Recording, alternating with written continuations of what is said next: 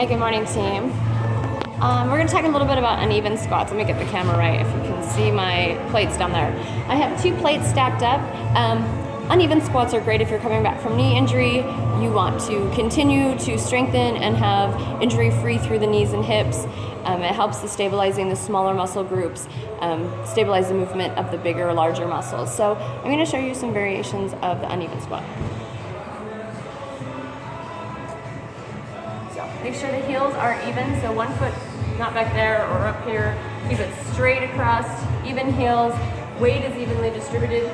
Pull in the belly, drop the rib cage, sink down and up. Things to watch for: the knees coming together. You don't want this, and you don't want them to swing out and in. Keep them over the line of the ankle. Squeeze the glutes at the bottom. Drive through the heels. I wiggle my toes throughout the motion, so I know that my weight is staying back. From the side, belly button braced, sink in and up. From here, you also have the mid stance. You're going to turn your toes out just a little bit wider than the hips. Again, sink in, belly is braced.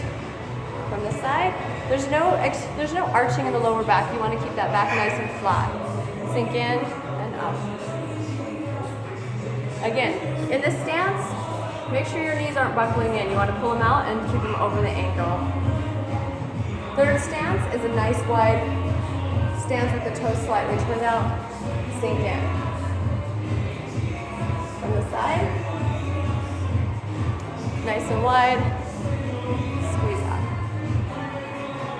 So things to look for is the knees wobbling around. If that happens, stop the movement, squeeze through the glutes, isolate and come up out of it. If you feel like you have control, you can drop into it lower. Never push through the wobbling knees and the movement through those knees. Isolate, force the muscles to engage, to stabilize. Second, you don't have to use plates. You can use the bottom step at your house. You can use a little step. If you have an actual aerobic step, you can use that with or without risers.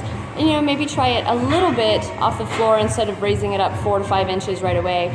Just see how it feels. Make sure your weight stays in your toe. That's the kicker.